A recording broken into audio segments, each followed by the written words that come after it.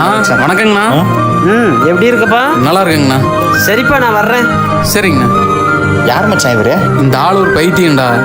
அப்படியா? இந்த ஆள் ஒரு முட்டா பையன்டா.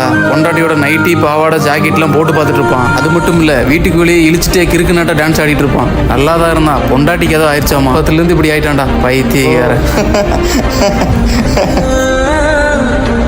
தங்கம், பயப்படாத. நான் உனக்கு பாரு என்ன வாங்கிட்டு வந்திருக்கேன்னு.